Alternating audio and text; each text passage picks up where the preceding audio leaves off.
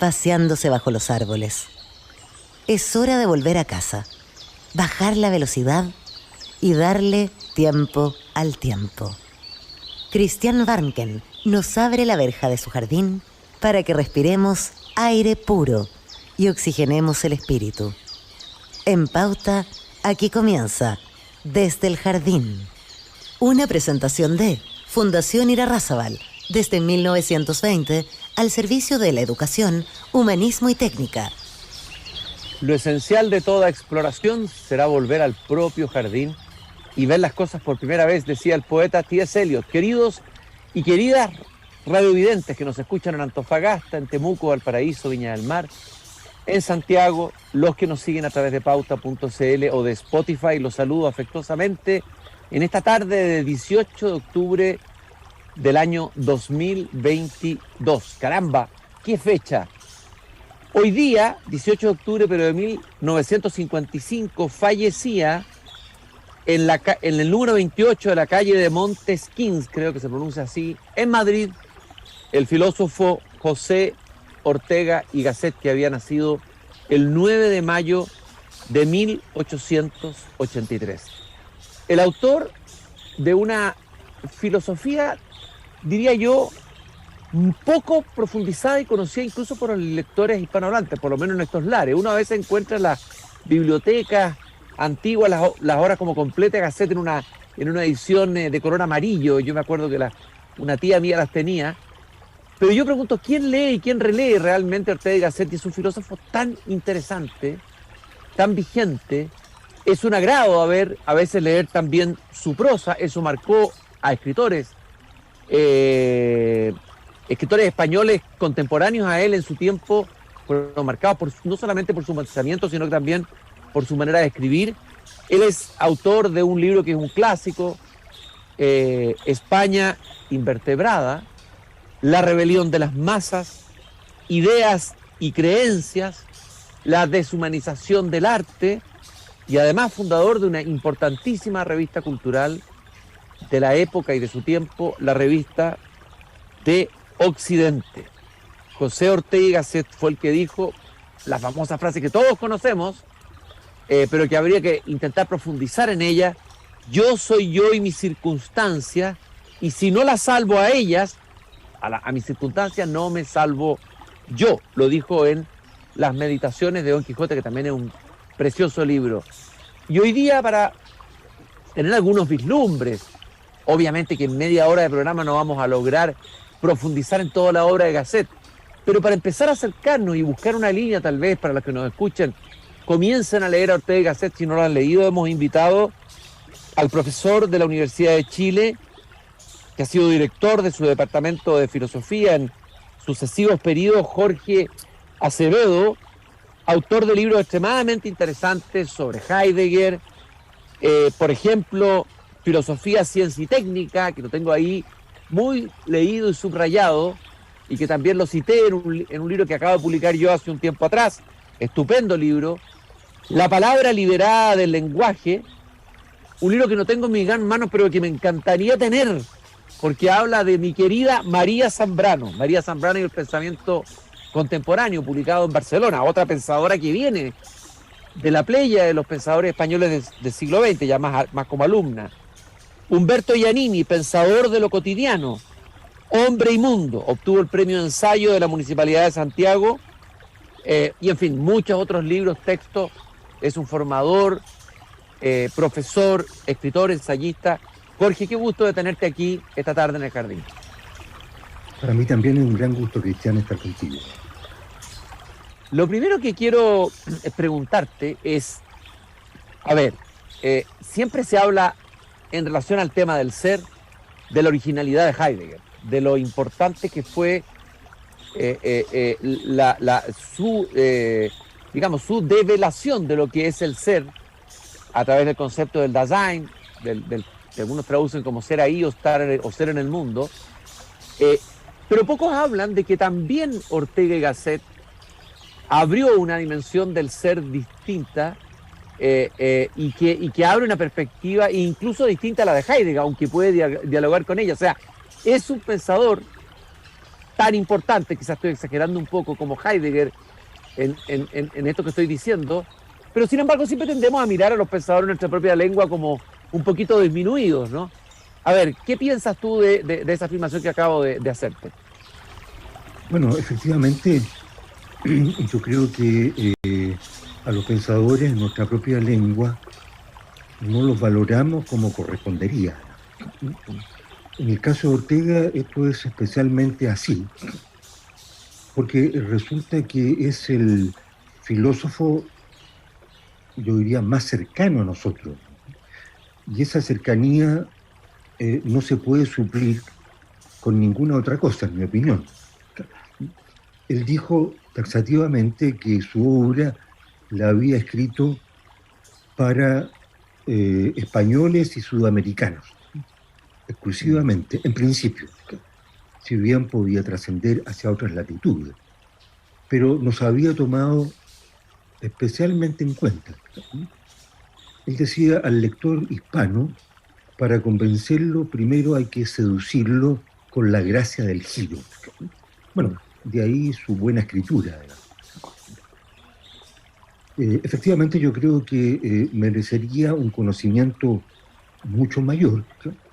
Hace algunos meses tú escribiste una columna indicando eso exactamente, digamos. Oye, Jorge. Aludiendo a la rebelión de las masas y a la idea de la élite. Claro, exactamente. Y fíjate que ahí yo citaba una cita muy potente en un debate constitucional español.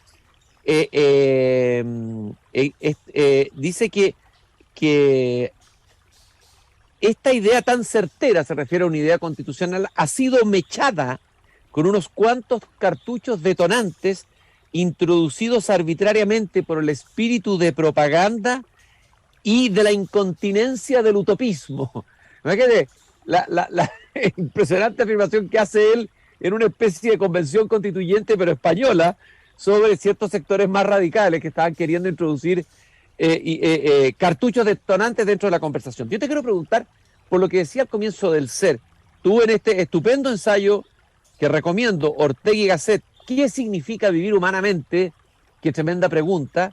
Tú partes diciendo que Ortega interpreta al ser como vida humana.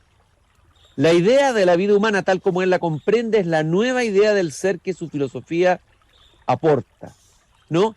Y ahí llega este descubrimiento que él llama razón vital. A ver, ¿qué significa una primera apertura? Sé que esto requiere tiempo y profundidad, no es cosa de velarlo así en dos frases, pero ¿qué es lo que trae Ortega y Gasset, o qué nos trae para la comprensión del ser al interpretar al ser como vida humana y al acuñar este concepto de razón vital? Bueno, él considera que la filosofía, que es el pensamiento de Occidente, siempre ha visto la vida humana, sin duda, pero podríamos decir de soslayo, nunca directamente. Solo, diría él, con Dilthey y Nietzsche, digamos, empieza a verse ya más directamente este fenómeno fundamental, que paradójicamente ha sido visto más bien por el hombre cualquiera, dice él, que es el que crea la lengua. Y estas visiones del hombre cualquiera las ha depositado él en el lenguaje, digamos. Y precisamente entonces, si atendemos a las palabras, haciendo su etimología, viendo el origen de las palabras, vamos a descubrir esa sabiduría que está en el lenguaje. Allí ha depositado sus visiones sobre la vida humana el hombre cualquiera. Bueno, Ortega considera, ¿no es cierto?, de que la vida humana debe pasar a primer plano dentro de la meditación filosófica. Ese es su planteamiento. No es que haya descubierto algo completamente nuevo, ni mucho menos, digamos. De la misma manera, este modo de pensar que él denomina razón vital tampoco es algo nuevo, digamos. Es algo que todos nosotros ponemos en práctica, pero sin saberlo, digámoslo así. Oye, Jorge, esto es muy interesante, esta afirmación de que en el lenguaje, yo pienso en los dichos, en los refranes, diríamos nosotros, que tenemos tan rico nosotros nuestro propio vocabulario de nuestra oralidad, ¿no es cierto? Hay un pensamiento, ¿no?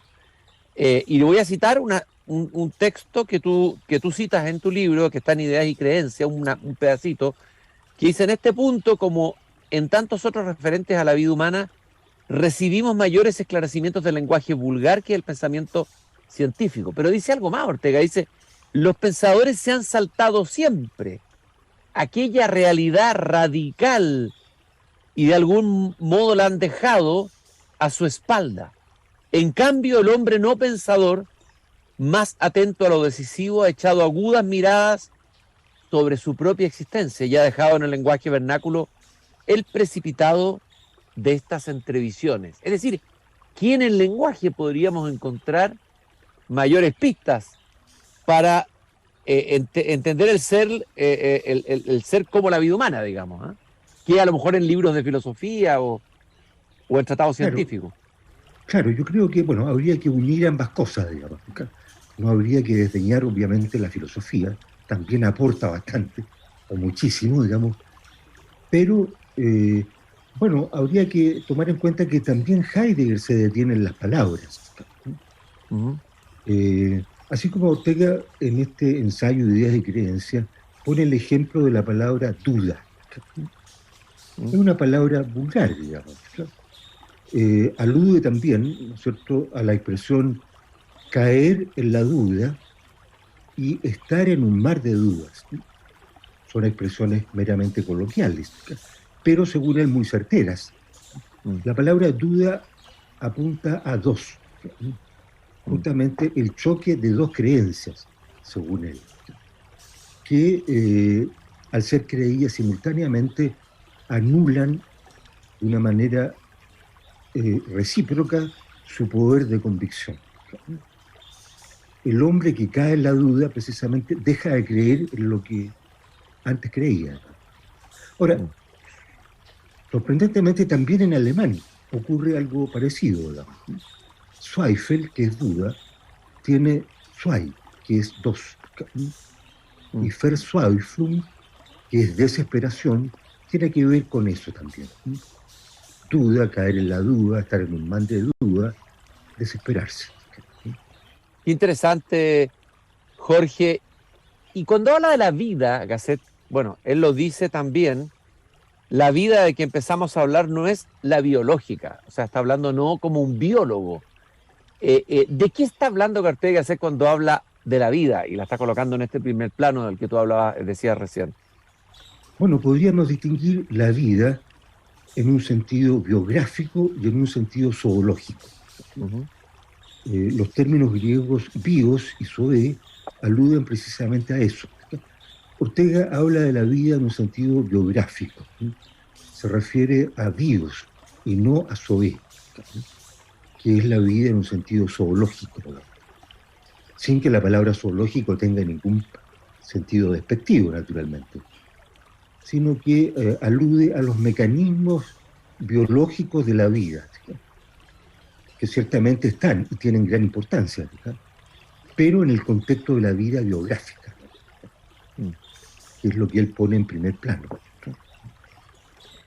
Otro elemento que encontré interesante aquí en tu libro sobre Ortega y Gasset, Jorge, es cuando Ortega y Gasset se enfrenta a la idea de ser como sustancia, que viene desde Aristóteles, ¿no? Así que ha tenido, digamos, un peso, una continuidad, esa idea muy fuerte en Occidente. Tú dices que Ortega postula otra idea de ser, y lo entiende el ser como un ser indigente, un ser menesteroso, deficiente, y que no se basta a sí mismo y que sin embargo es. Eso me pareció precioso, y me gustaría que lo profundizaras un poco, Jorge. Efectivamente, ¿no es cierto? La idea de sustancia implica un ser que se basta a sí mismo. Hay una famosa definición de Descartes que indica eso. Pero habría que preguntarse si el ser humano es sustancial en el sentido de ser algo que se basta a sí mismo. Ortega dice que no. Eh, Como tú decías, él nos indica que la vida humana es indigente, menesterosa, deficiente, que no se basta a sí misma y sin embargo es, a pesar de todo, ¿no? En otra parte, Ortega utiliza la metáfora del naufragio. Ujú. El hombre es un náufrago que nada como puede, digamos, en sus circunstancias. Él dice, bueno, naufragar no es ahogarse, digamos, hace esa precisión. Pero de todas maneras es algo que implica inestabilidad, falta de seguridad. En suma, va a decir él, drama. Eh, y esto, dice él, no es una metáfora. La vida es drama. Eso es muy Eh, potente, Jorge, eso es muy potente. Es decir, digamos, la dimensión dramática de la existencia, la vida como drama, ¿no?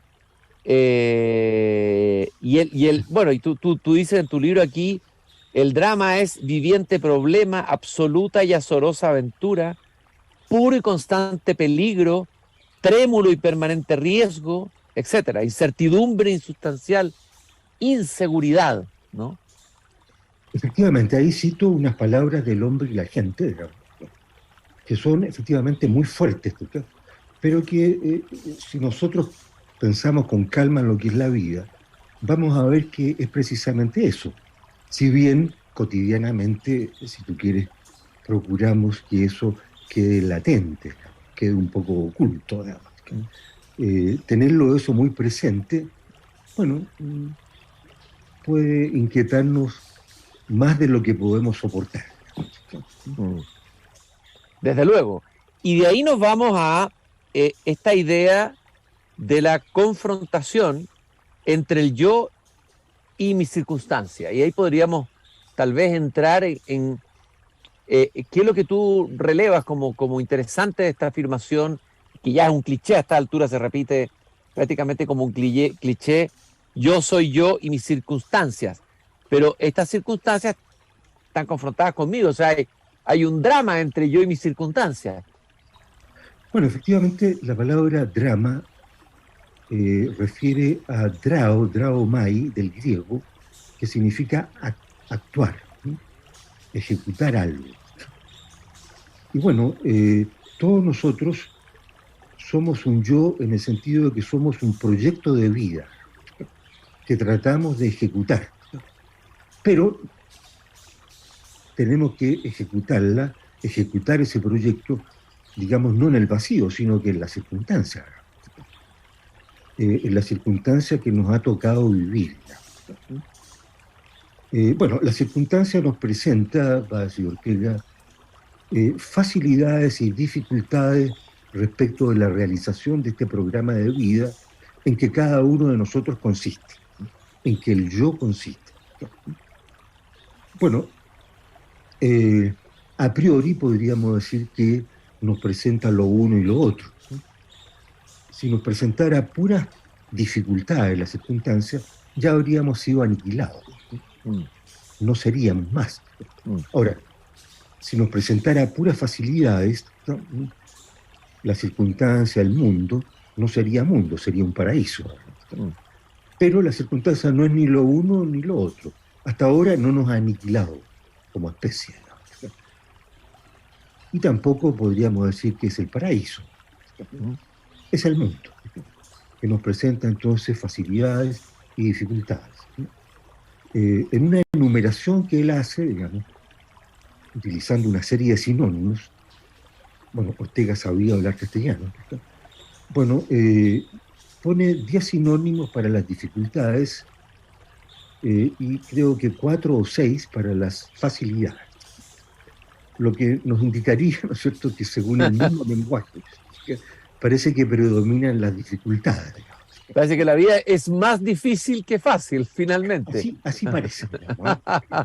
Oye, estoy hablando con Jorge Acevedo, profesor de filosofía de la Universidad de Chile, ensayista, autor de variados libros, sobre Heidegger, sobre filósofos chilenos también, y particularmente estamos hablando a partir del libro Ortega y Gasset, ¿qué significa vivir humanamente? Hay otro elemento que me pareció interesante en tu ensayo, en tu libro sobre Ortega, Jorge, es que de alguna Ortega, digamos, entiende o critica la subjetividad tal como la ha entendido la filosofía moderna, la había entendido la filosofía moderna.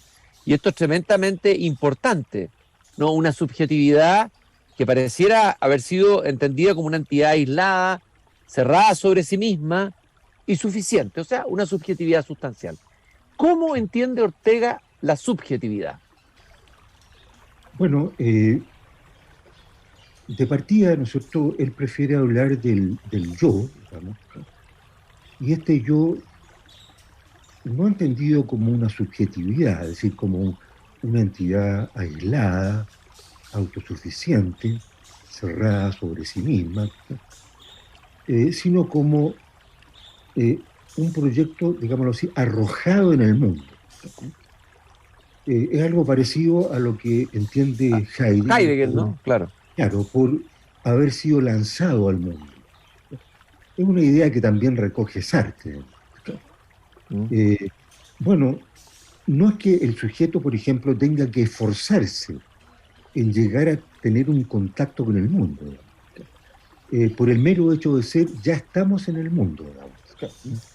Dentro de la filosofía muchas veces se ha planteado el gran problema, se dice, de cómo probar la existencia del mundo exterior, partiendo de la base entonces de que tenemos acceso solo a nuestra subjetividad. Bueno, Julián María, este gran discípulo de Ortega, de una manera un poco insolente, dice, para probar la existencia del mundo exterior, basta con abrir los ojos.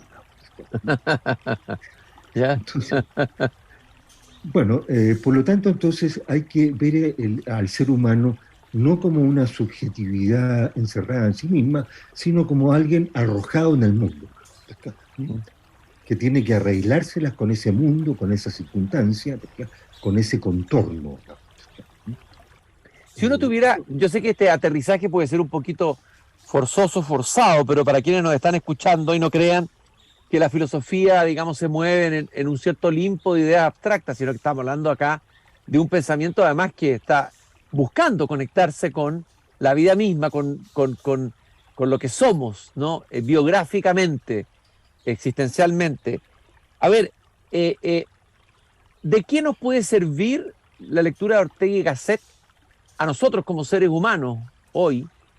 ¿Qué ilumina en nuestra existencia? ¿Qué crees tú que podría iluminar de nuestra existencia, de nuestro quehacer, bueno, de lo que somos, el proyecto humano que somos cada uno de nosotros? Bueno, en primer lugar yo creo que esclarece en qué consiste nuestra vida. Por ejemplo, que está compuesta de ideas y de creencias, que está compuesta de un yo y de su circunstancia, que hay ahí una cierta pugna, digamos, el pólemos de Heráclito, en mi opinión, la lucha, digamos, ¿no?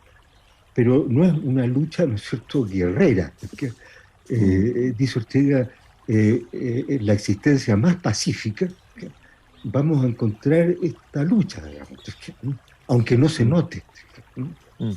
No es algo realmente espectacular. La vida humana, ¿no es cierto?, no acontece en esta lucha con bombos y platillos. Bueno, a veces puede acontecer así, pero eso no es lo habitual, digamos. Diríamos, la vida humana transcurre calladamente, pero hay una lucha fuerte, digamos. Es decir, creo que todos nosotros hemos experimentado que para vivir tal como queremos, tenemos que forzarnos, digamos. Oye, eso le es regalado al hombre. Oye, eso de la lucha es muy de pensadores españoles. Pienso en Unamuno, ¿no? La agonía del cristianismo usa el concepto de agonía, de lucha, que originalmente es esto. ¿Ah? Claro, agonía no significa estar moribundo, digamos. Significa lucha, efectivamente. Así el protagonista es el que lucha en un primer plano, digamos, el protagonista de la agonía. Efectivamente, sí. Entonces, bueno, podemos imaginarnos la vida, de acuerdo a este planteamiento, efectivamente como un drama en que hay personajes, en que hay un escenario, y en el que cada cual es el protagonista. Es decir, no podríamos decir que la vida humana es vista así a partir del género literario drama, sino que más bien podemos decir el género literario drama ha surgido como tal porque la vida es como es.